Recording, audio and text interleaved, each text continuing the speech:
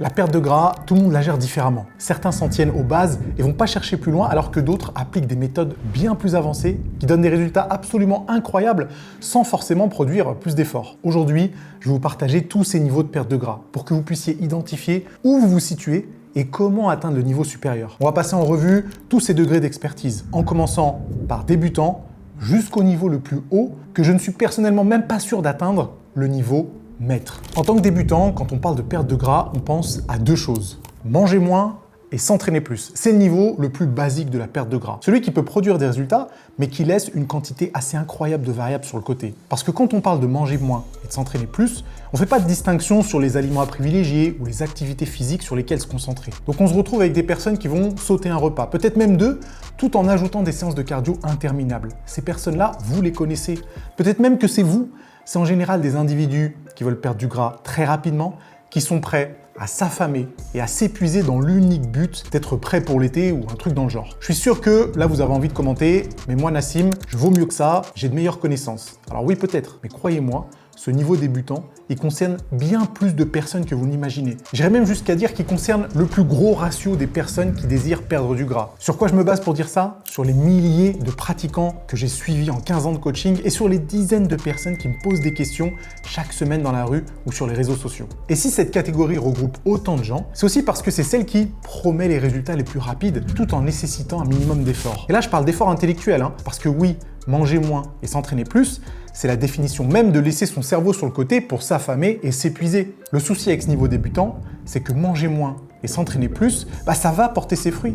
Vous pouvez perdre de grosses quantités de gras avec ce genre de stratégie. Mais pendant combien de temps et surtout à quel prix? Parce que si vous atteignez votre objectif de perte de gras, mais que votre vie est maintenant un enfer, parce que vous mangez plus rien et que vous vous entraînez tout le temps, qu'en plus de ça, vous commencez à stagner au bout de 4 ou 5 semaines de régime et qu'à peine vous arrêtez, vous reprenez tout le poids de perdu, désolé de vous dire ça, mais c'est que la stratégie n'est pas bonne. Les calculs sont pas bons du tout, surtout que vous pouvez faire plus efficace, plus durable et moins contraignant. Mais ça passe par développer un tout petit peu ses connaissances en s'abonnant à cette chaîne YouTube. Je sais que ça va être difficile à admettre, mais si vous êtes au niveau débutant, dites-le dans les commentaires. Il n'y a pas de jugement, au contraire. On est tous là pour s'aider et on va faire en sorte que vous passiez au niveau supérieur rapidement. Mais du coup, ça donne quoi le niveau supérieur? C'est le niveau que j'ai appelé novice. Pour perdre du gras, il y a quelque chose de fondamental à comprendre. Quelque chose qui vous permettra de faire des choix plus éclairés, plus adaptés à votre mode de vie et qui s'inscriront dans le long terme. Ce quelque chose de fondamental à comprendre, c'est la balance énergétique. C'est une notion facile à maîtriser. Et c'est pour ça qu'on reste sur le niveau novice, mais qui ouvre le chemin à pas mal d'autres choses qu'on verra un peu après dans cette vidéo.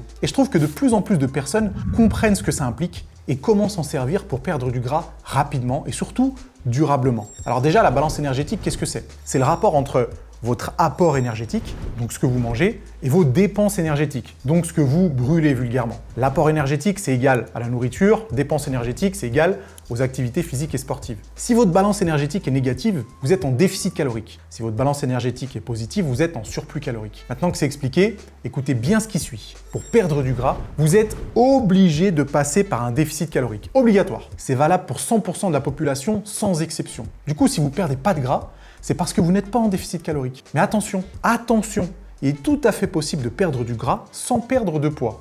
Comment? Eh bien en compensant la perte de gras par une prise de muscle. En gros, quand vous perdez du gras et que vous prenez du muscle en même temps, votre poids peut ne pas bouger, même si votre physique a carrément évolué. Bon, ça c'est un autre sujet, on en parlera peut-être dans une autre vidéo.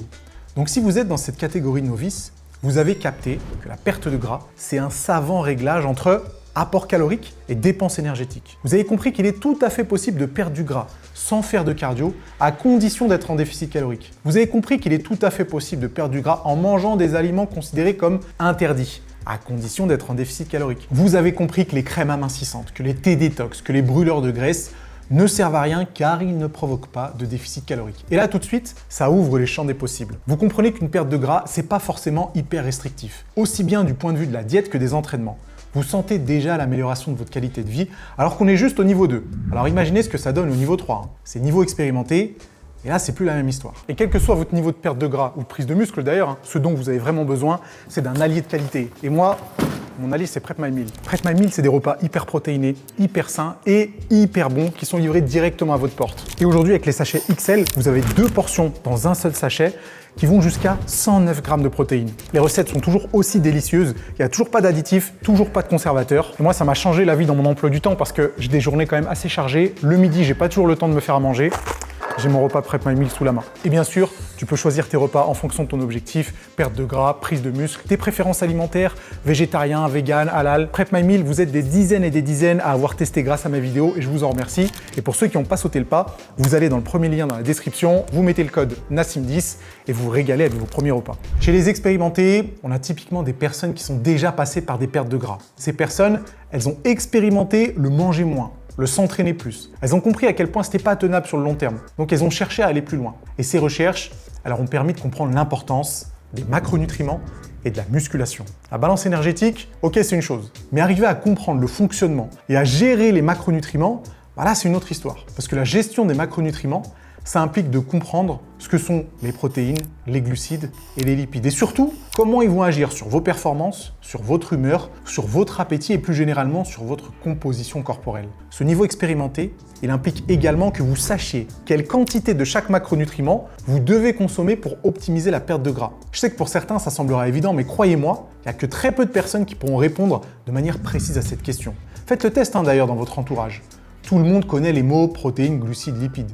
Mais très peu de personnes savent à quoi ils servent et comment les gérer dans un objectif de perte de gras. Je vais vous prendre mon exemple perso. Dans un objectif de perte de gras, je sais que j'ai plus de facilité à atteindre mon objectif quand je suis entre 1,8 et 2 grammes de prot par kilo de poids de corps et quand je suis entre 4 et 6 grammes de glucides par kilo de poids de corps. Le reste de mon apport calorique, ce sera les lipides. C'est ce qui me donne les meilleurs résultats. Et si vous n'êtes pas capable d'établir des ratios précis comme les miens, c'est que vous n'appartenez pas encore à la catégorie expérimentée. Mais la bonne nouvelle, c'est que vous pouvez, entre guillemets, vous rattraper avec la musculation. Parce que quelqu'un d'expérimenté en perte de gras a compris l'importance capitale de la muscu sur le long terme. Parce que oui, si je devais choisir une seule activité physique à faire pendant une perte de gras, je choisis la muscu et pas le cardio. Vous aurez de meilleurs résultats en combinant déficit calorique plus musculation qu'en combinant déficit calorique plus cardio. Attention, je parle de résultats sur la composition corporelle, parce qu'évidemment le cardio, ça reste top pour améliorer son endurance, sa santé en général, mais pour avoir un physique incroyable, c'est toujours mieux de combiner déficit calorique plus un bon programme de muscu bien adapté. Alors là les amis, si vous êtes dans cette catégorie, franchement c'est déjà incroyable. Ça veut sûrement dire que mes vidéos vous ont servi à quelque chose et que vos résultats traduisent vraiment vos connaissances. Mais il reste encore 2 niveaux. Et le prochain niveau, c'est le niveau professionnel. Si je vous dis type d'aliments, timing des nutriments, thermogénèse des aliments, recharge glucidique, jeûne intermittent, tout ça, c'est des outils utilisés uniquement par les professionnels. Par contre, remettons les choses au clair. C'est pas parce que vous avez fait du jeûne intermittent ou des recharges glucidiques une fois dans votre vie que vous êtes dans cette catégorie. Non, non, non, absolument pas. Pour être chez les professionnels, il faut comprendre pourquoi et surtout comment utiliser ces outils. Et c'est pareil pour le reste. En fait, un pro de la perte de gras, il comprend à quel point le type d'aliment, le timing des nutriments, peut jouer sur l'appétit, l'humeur, le sommeil, la récupération et donc par extension la perte de gras. Et c'est pareil pour le jeûne intermittent et les recharges glucidiques. Ça peut être des outils incroyables pour la perte de gras quand c'est bien utilisé. Par exemple, on sait que les aliments ultra transformés peuvent augmenter drastiquement la quantité de gras viscéral et perturber pas mal de processus physiologiques. On sait aussi que, niveau timing des nutriments, manger trop tard le soir peut perturber le sommeil et donc potentiellement la perte de gras. En fait, le niveau pro, c'est de réaliser que perdre du gras, c'est une approche globale, qui rime pas forcément avec restriction extrême. C'est ça l'idée derrière le développement de toutes ces connaissances. C'est de pouvoir rendre le processus plus vivable. D'ailleurs, pour moi, ça a totalement changé mon approche de la perte de gras.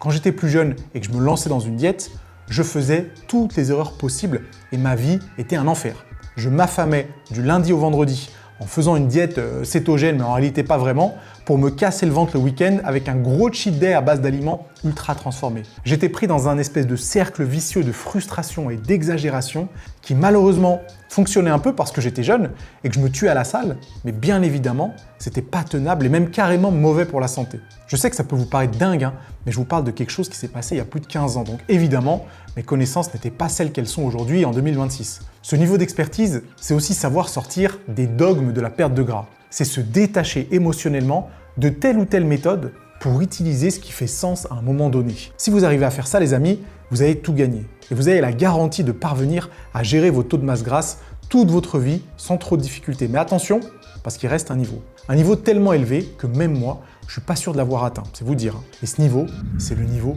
maître. Vous savez, comme dans tous les domaines d'expertise, ceux qui en savent le plus sont généralement ceux qui arrivent à revenir à l'essentiel. Ces personnes comprennent que ce qui fait perdre du gras, c'est bien sûr le déficit calorique, mais elles arrivent à lire entre les lignes pour identifier ce qui a vraiment de l'importance sur le long terme. Et là, je parle de comprendre et gérer les hormones, comprendre et gérer le sommeil, arriver à s'alimenter de manière intuitive sans jamais culpabiliser. C'est ça le niveau maître. Et si je suis même pas certain d'y être, c'est parce que même si je comprends parfaitement les hormones et le sommeil, l'alimentation intuitive et déculpabilisée, ça c'est autre chose. J'ai encore besoin, comme beaucoup d'autres j'imagine, de compter assez régulièrement mes calories et parfois d'éprouver du remords quand je mange certaines choses. Et c'est pas grave, peut-être que j'atteindrai ce niveau un jour. D'ailleurs, si vous considérez y être, n'hésitez pas à partager vos tips dans les commentaires. Pourquoi je mets aussi haut la capacité à comprendre et gérer les hormones? Parce que la perte de gras dépend effectivement d'un déficit calorique, mais pour y arriver plus facilement et durablement, il faut savoir à quel point l'insuline, le cortisol, l'hormone de croissance, la testostérone, la leptine, la gréline influencent la perte de gras. Et il ne faut pas juste comprendre le fonctionnement de ces hormones, il faut parvenir à les influencer via l'alimentation, l'entraînement, le mode de vie en général et bien évidemment le sommeil. Parce que comme par hasard, le sommeil, c'est probablement le levier le plus puissant pour conserver un fonctionnement hormonal correct. Donc vous commencez à capter l'importance de gérer tout ça. Et j'irai même encore plus loin.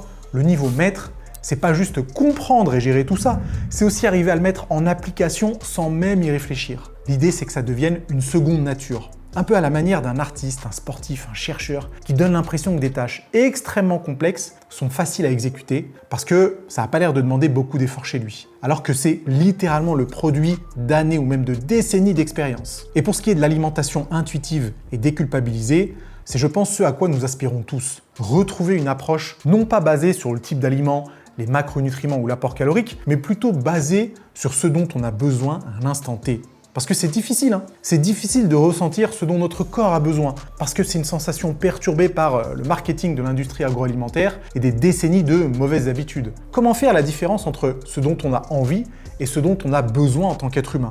Et comment ne pas culpabiliser ou suranalyser les choix alimentaires que nous faisons toute la journée? C'est une question super difficile. Et c'est pour ça que trouver la réponse, ça vous permet direct de passer au niveau maître. Est-ce que selon vous, j'ai oublié un niveau? Est-ce que vous êtes d'accord avec les ratios que j'ai donnés? Ou alors vous estimez qu'il y a moins de personnes chez les débutants et bien plus chez les professionnels ou les maîtres? Je suis curieux d'avoir votre avis sur la question, mais comme la perte de gras, ça reste l'objectif numéro 1 de l'ensemble de la population, je pense ne pas trop me tromper dans mes estimations. Et si vous avez envie de voir comment moi-même j'ai réussi à passer sous les 10% de masse grasse sans que ma vie devienne un enfer, vous cliquez sur la vidéo qui s'affiche à l'écran, je suis sûr que vous allez apprendre plein de choses.